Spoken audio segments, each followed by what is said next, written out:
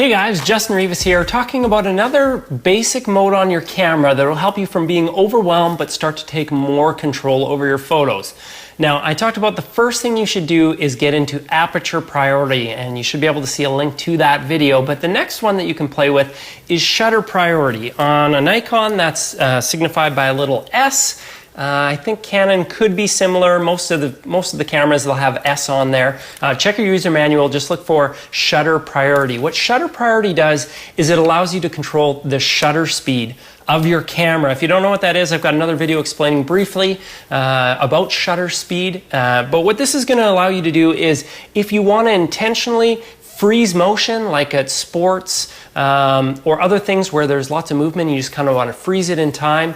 Or on the other end of the spectrum, if you actually want to introduce blurring into your photos, let's say, for example, you've got it on a tripod and you want to capture movement of cars on the street and you want them to be blurry, or intentionally you're trying to make it blur. When you put it into shutter priority, you can use this dial right here to dial down your shutter speed, which is going to open up your shutter for longer and allow things to blur, or you can crank it up really, really high and it's going to freeze that motion. The camera will do the rest of the work adjusting the other settings to allow you to do that for you. So all you're doing is you're picking your shutter speed, the camera's doing the rest. Let's take a look at a couple examples here on the computer. So here's a good example. Let's look at this right here. So this is from a golf tournament that I was shooting at. And you can see here that I've captured a reasonable, kind of froze it a little bit. I was shooting at 1/500th of a second on the shutter speed, but in the case of golf, that still wasn't even enough to freeze all the motion. You can kind of see in his face and his arms that it's frozen, but down here you can see the ball is blurred and the club is blurred. Let's look at the next photo. I crank this up even higher.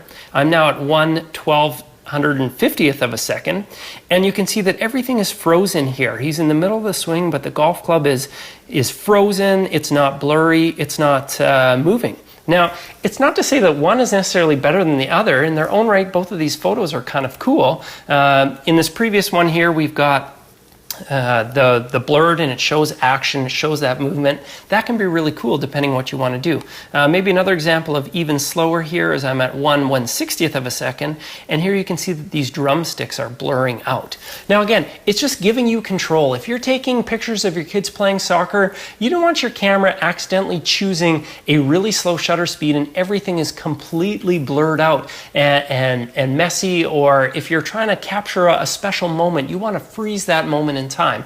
Again, on the other side, if you want things to blur, then it gives you the control to be able to add that blur. So that's shutter priority. Get into the mode, test it out, find something that's moving that you can begin to play with to try and freeze motion or let things blur. Hopefully that helps you. If it does, subscribe to the channel, like this video, follow along. Lots more great content coming your way. I'm Justin Rivas. Thanks for watching.